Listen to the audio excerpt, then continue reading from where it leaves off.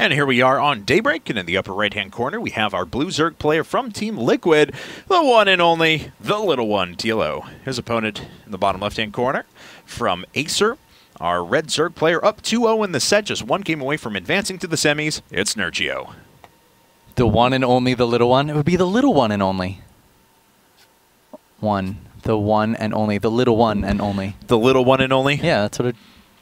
See, Kevin? That's good. That's clever. I like that. I do. I just, you said the one and only. I was like, you forgot a word. I did. You have that moment sometimes when you're watching Zerg players play, and you just like glance up to the top right-hand corner. You see that it's early supply, and they're building up resources. Clearly, they're going to build an Overlord, but for like half a second, you think, oh my god, wait, I missed what was going on. I think they're going to put... Oh, no, I'm stupid. It's just good. I looked up, and both had like 110 resources, you know, so they go back to build their Overlord, and I was like, are we going to see 9... No, of course not. That would just be stupid. You actually, I remember you echoed the same sentiment back second day casting. Yeah. Yeah. I don't know. It's just like... It's your heart pounding. This is one of those moments. The adrenaline pumping. Because norepinephrine. Nerchio has a couple games to give. He could potentially do something kind of crazy and off the wall, just try to end this early to throw his opponent off. TLO kind of has to stick to his guns. He's got to play standard. He's got to stick to what he knows now because he's trying to make his way back in the set. Both players are going to expand first. This was actually the first time that Nerchio hasn't gone pool first. Nerchio, I mean, he loves... I think this is Nerchio's way of being crazy, Kevin, because he's always going pool first, plays it safe, and you know what? He's like, all right, it's Daybreak, and I'm up 2-0. Let's do it. Let's go hatch first. 15 hatch, 14 pool for TLO, 15 hatch, 15 pool for Nerchio. So just one supply differences on the timing of the pool, but otherwise everything is pretty much the same. So you know what? It occurred to me. Did we get to say the other day about... I know there was confusion in ZVZ. You know what? In case you weren't tuning in yesterday, I'm going to say it.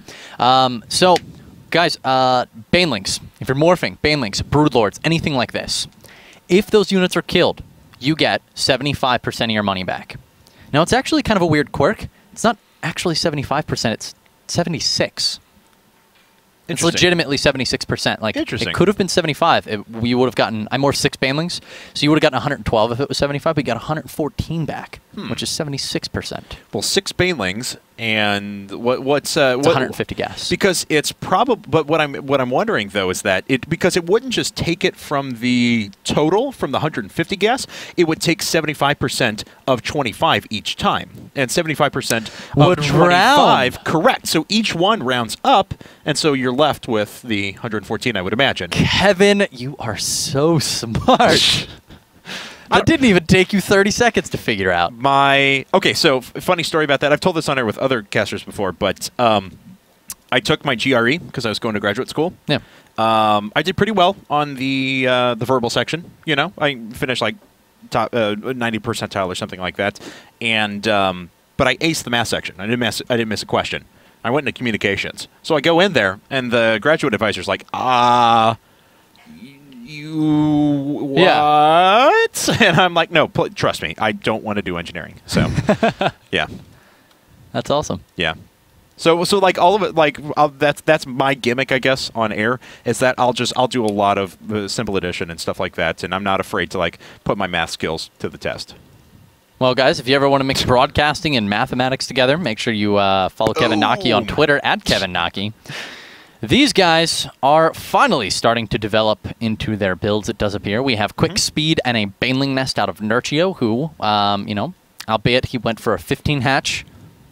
That's about the level of extreme risk he's willing to go with here. Yeah, but I mean, he follows it up with his same stuff. He's got his layer tech on the way, and everything's looking pretty normal for him. He just wants to keep his early expand a little bit safer. TLO, on the other hand, is going with everything that we've seen before in the past. He's got that single evolution chamber for now. He'll probably start +1. Maybe a second evolution chamber to help start to wall this off at the front. There it is.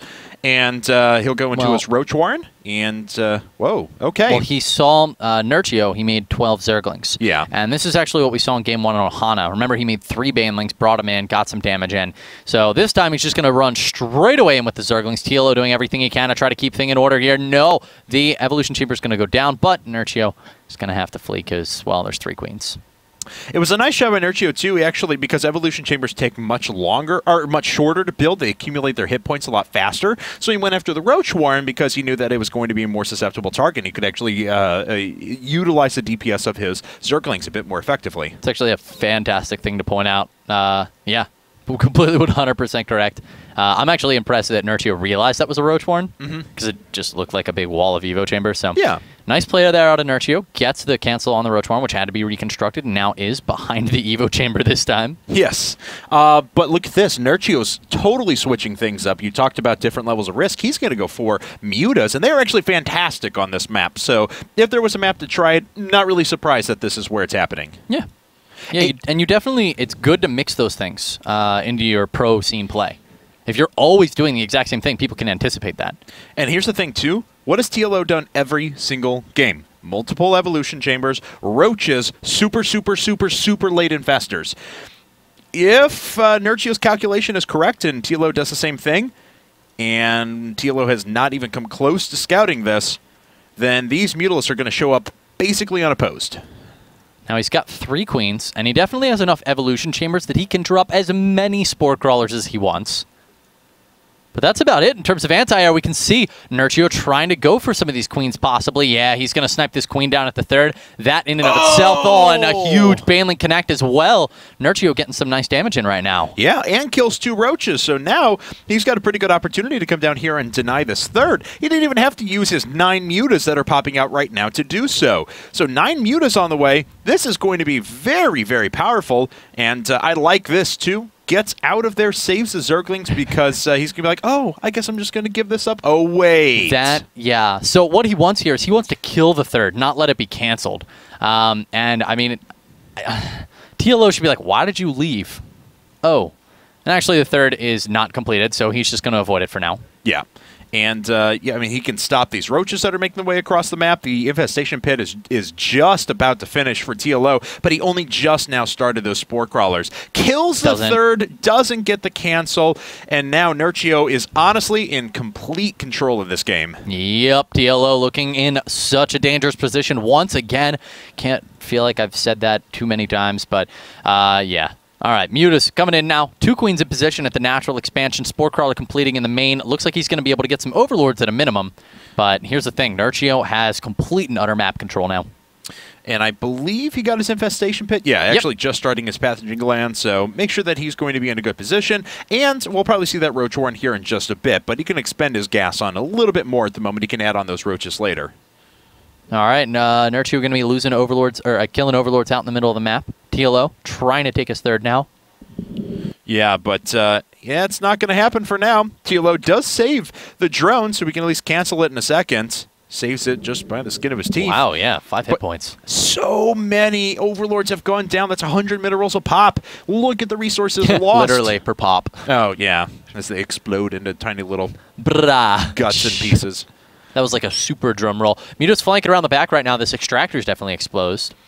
Yeah, and it's nice to limit gas to your opponent right now when they want to be able to make infestors to match some sort of anti-air. Actually, he's just going to tank these spore crawlers because it doesn't matter. He's going to kill a bunch of workers and does so. Oh, that was a really nice fungal growth for TLO. He may be able to catch a number of these Mutalisks rather, and the last one does catch. So one of the Mutas is going to die for now. Okay, he'll just sack them all. Bye-bye. All right, so a good catch for TLO, but he needs a few more of those to be able to equalize in this game, because look at this. Nerchio's been sitting on this base for a pretty long time. You can see all of these have had a couple hundred minerals taken away from them. These gases have had several hundred gas taken away, so I mean, this is a pretty good spot for Nerchio to be in, and he's still stopping this attack as it makes its way across the map. I mean, I would really like to see his infestor count at this moment. Nerchio has a fantastic quantity, that I know, and it is 7, so he actually has been able to afford more infestors than TLO, who has only gone infestor tech route. A lot of the infestors of Nerchio, however, being picked off. Nice roaches out of TLO here, without a doubt. He is really making these pay off, and suddenly the infestor count, which was just so high for Nerchio, is down to a mere 4. Yeah, that's right. So a pretty good job there by TLO. So he's catching little groups of units, but he doesn't have a lot in the way of defense back at home. He's got a few infestors there, but not a lot of meat to his army, and it's not very mobile. So he needs additional roaches. He's going to need them pretty soon because for now, Nerchio still, even though TLO has done a nice job at cost-efficiently bringing his way back in, is still in a better spot. And Nerchio sees the infestors coming with his Mutalisks, decides to fall back for the moment. Now going to try to circle around to the third. Catches a queen. Will the infestors catch these with fungal growth? So we see 3 Mutalisks have been captured. Does he have burrow, though? Does he have burrow here, Kevin? Because he can't actually protect these. So, I mean, we see the Mutas doing a decent amount of damage. Is going to manage to clean them up before losing too many infestors, however. Couple more, another queen and a couple more workers went down, as Nerchio has now stolen 12 worker kills and is saturated on a 4th base. Oh, his infestor count continues to increase. He's at 10, versus his opponent's 8. Both players are on 12 roaches apiece. And TLO, I believe, does have the upgrade advantage. Yeah, pretty considerable, too. 2-1 upgrades to just 0-1 for Nerchio. Yeah, that definitely is quite an advantage for TLO. We're going to see if he can make something of it. Infested Terrans going down for both players. A lot of roaches here for Nerchio, though. TLO actually just going to GG again, realizing you have a 4th base. You have a lot of roaches, but I am a little surprised because he had upgrades. He had upgrades, but I mean, I agree with him. He saw the 4th base. It would have. We're talking about those 1 in 100 kind of shots to be able to make your way back in that game. So that game does put him out. Unfortunately, TLO no longer going to be able to qualify for the European portion of the team for the World. That's right, but Nerchio moves on. So congratulations to him. Nerchio continuing this dominance that he's shown lately and putting himself in prime position to move on. And he's actually going to go up against the winner of our next set, which is going to be Evil Genius's Thorzane versus Caronte Esports Club's Vortex. So a guy who's been Thorzane, obviously regarded as one of the best foreigners around for a long time now, against Vortex, who's part of that core group of Spanish players that are just starting to take over. Vortex has been looking incredibly strong as of late. A lot of people putting him in the top 15, top 20 foreigners in the world at this moment. And we were talking about Thorzane before, looking incredibly good versus Slivko, but then in events like MLG and NASL, just really underperforming, especially I know he's had a very tough time in NASL right now. Every Zerg, he's got 3 Zergs in his group, has gone 0-2 against each of them at this point. So, I mean, this is his opportunity really to start making a breakout because Slivko was no joke, and he looked in top form in that series. I agree, and Thorzane can certainly just he's a guy who can take down anyone in the world too. So he has that skill. But Vortex, man, Vortex has just been impressing everyone lately. This guy is so good. He's posted top finishes in the EU Blizzard World Championships, in the Spanish one as well.